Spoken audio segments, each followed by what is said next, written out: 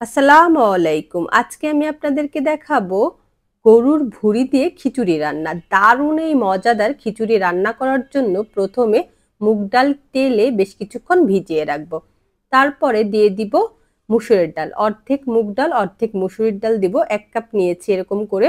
আর নিয়েছি ২ কাপ চিনি গুঁড়া চাল। যতটা চাল নিবেন তার অর্ধেক ডাল নিবেন যেকোনো খিচুড়ি রান্নায়, তাহলে খিচুড়ি অনেক বেশি মজাদার হবে। আর এখানে তেল গরম করে পেঁয়াজ দিয়েছি দারচিনি, তেজপাতা, এলাচ, লবঙ্গ। এগুলো বেশ কিছুক্ষণ নেড়েচেড়ে ভেজে নিব এবং এগুলো ভাজার পরে দিয়ে দিব আদা রসুন বাটা। এরকম খুব সুন্দর কালার চলে আসার পরে প্রথমে দিয়ে দিব আদা বাটা। আদা বাটা দিব ১.৫ টেবিল চামচ এবং রসুন বাটাও দিয়ে দিব ১.৫ টেবিল চামচ। এগুলো দিয়ে তারপরে আরো কিছুক্ষণ ভেজে নিব। আর একটা ব্যাপার আপনারা কিন্তু খেয়াল করবেন যে আমি একদমই তেল কম দিয়েছি। তো এরকম করে বেশ কিছুক্ষণ আদা রসুন ভেজে তারপর ১ কাপ পানি দিয়ে দিব এবং এরপরে দিয়ে দিব যে পাউডার মশলাগুলো আছে ওগুলো। তো হলুদ দিয়ে দিব ২ চা চামচ আর শুকনা মরিচ দিয়ে দিব ৩ চা চামচ। আর দিয়ে দিব ধনিয়া ১ চা চামচ, জিরা ১ চা চামচ আর দিয়ে দিব আরেকটা স্পেশাল মসলা, ওইটা দিয়ে দিব ১ চা চামচ। এগুলো দিয়ে নেড়েচেড়ে আরো বেশ কিছুক্ষণ এভাবে রান্না করে নিব। যখন এই পানিটা একদম শুকিয়ে যাবে তখন দিয়ে দিব ভুঁড়ি। এই দেখতেই পাচ্ছেন যে একদমই তেল মনে হচ্ছে আমি দেইনি, কিন্তু যতটুকু তেল দিয়েছি এইটুকুর মধ্যেই এখন আমি এই মশলাটাকে এভাবে কষিয়ে নিব এবং এরকম করে কষানোর পরে দিয়ে দিব ভুঁড়ি। এই ভুঁড়িগুলা যেহেতু আগে থেকেই অল্প করে সেদ্ধ করে নেওয়া, খুব বেশি না, অল্প করে সেদ্ধ করে নেওয়া, আর এটার মধ্যে অনেক বেশি তেল বা চর্বি আছে। তো এই জন্যই আমি তেলটা অনেক কম দিয়েছি, কারণ এই তেলটা বা এই চর্বিটা গলে এটা অনেক বেশি তেলতেলে হয়ে যাবে। তো এই জন্য প্রথমেই আপনারা এরকম তেল বেশি দেওয়ার দরকার নেই যদি আপনার চর্বি বেশি থাকে এরকম। আর যদি আপনার চর্বি কম থাকে বা ওইরকম ভুঁড়ির সাথে চর্বি না থাকে, সেক্ষেত্রে তেলের পরিমাণটা আপনারা প্রথমেই একটু বাড়িয়ে দিবেন।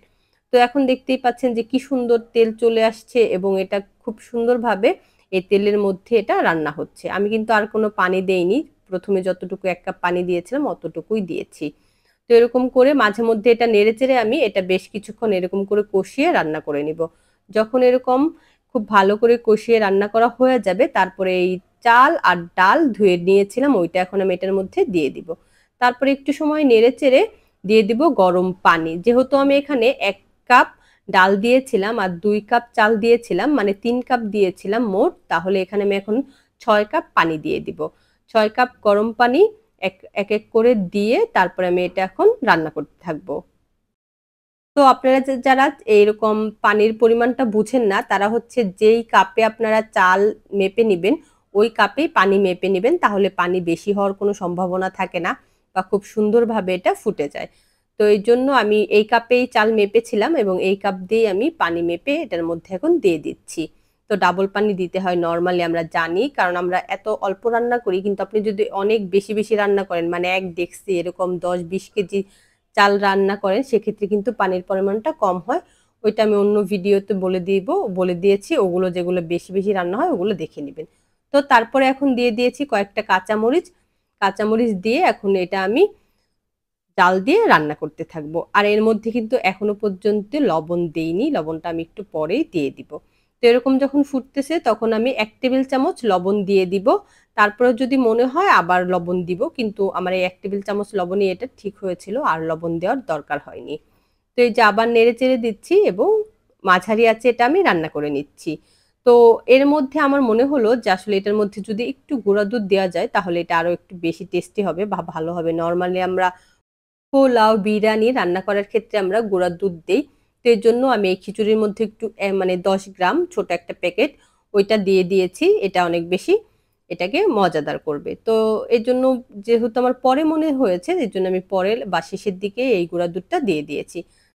তারপরে এই যে এরকম করে মাঝে মধ্যে নেড়েচেড়ে দিয়েছি। আর যখন এরকম পানিটা একদম কমে এসেছে তখন আমি এই চুলার আঁচটা একদম কমিয়ে দিয়েছি। প্রথমে মাঝারি আঁচে ছিল, তারপর এখন কমিয়ে দিয়েছি। কারণ যেহেতু এটা খিচুড়ি আমি একটু এটা নরম করতে চাচ্ছিলাম, এজন্য আগে থেকেই চুলার আঁচটা কমিয়ে দিয়েছি। আর এখন একটু এরকম ভেজা থাকতেই আমি এটাকে দমে দিয়ে দিব। যদি এটা পোলাও হতো তাহলে কিন্তু আমি আরো অনেক পরে দমে দিতাম। ওটা আমি একটু বেশি ঝরঝরি করতে চেতাম। আর এটা যেহেতু আমি খিচুড়ি একটু নরম করতে চেয়েছি, এজন্য আগেভাগেই দমে দিয়ে দিয়েছি। আর এই যে এই ফাঁকা জায়গাতে একটা এলাচ দিয়ে দিয়েছি। এবং এখন এটা আবার একটু নেড়েচেড়ে তারপর আবার এটা আমি দমে দিয়ে দেব। দেখতেই পাচ্ছেন এটা কিন্তু খুব সুন্দরভাবে ফুটেছে আর একটু নরম, নরম হয়েছে। তো এই পর্যায়ে এরকম নেড়েচেড়ে আরেকবার আমি এরকম ১০-২০ মিনিটের জন্য ১০-১৫ মিনিট জন্য দমে রেখে দিব। ব্যাস এটা খুব সুন্দরভাবে ফুটে যাবে এবং অনেক নরম হবে। তো আপনারা এরকম যদি করতে চান তাহলে এরকম একটু আগেভাগেই এরকম করে দমে দিয়ে দিবেন একটু পানি থাকতে। আর যদি একটু বেশি ঝরঝরে করতে চান তাহলে আরো কিছুক্ষণ রান্না করে বা পানিটা শুকিয়ে তারপরে দমে দিবেন। তো এই যে এরকম করে এখন আমার এটা হয়ে গেছে। এখন এটা আমি পরিবেশনের জন্য নামিয়ে নিব। খিচুড়ি এমনিই আমাদের অনেক বেশি পছন্দের, আমাদের বাঙালিদের একটি প্রিয় খাবার। আর আপনি যদি এভাবে খিচুড়ি রান্না করেন এটা কিন্তু অনেক বেশি মজাদার হয়। সো আপনারা অবশ্যই এভাবে ট্রাই করে দেখতে পারেন। যদি আপনারা চান এরকম ভুড়ি দিতে পারেন বা এটা না দিলেও যদি এই পরিমাণ সবকিছু নিয়ে আপনারা শুধু ডাল খিচুড়ি রান্না করেন ওইটাও মজা হবে। ডালের পরিমাণটা এরকম অর্ধেক দিবেন তাহলে মজা হবে বা এর সাথে আপনি মুরগির মাংস অথবা গরুর মাংস এভাবে দিয়েও এভাবে খিচুড়ি রান্না করে খেয়ে দেখতে পারেন। দারুণ একটা রেসিপি আপনাদের সাথে আমি শেয়ার করেছি। অবশ্যই বাসায় ট্রাই করবেন আর ট্রাই করলে আমাকে জানাতে ভুলবেন না। আজকে এই পর্যন্তই ভালো থাকবেন। আল্লাহ হাফেজ।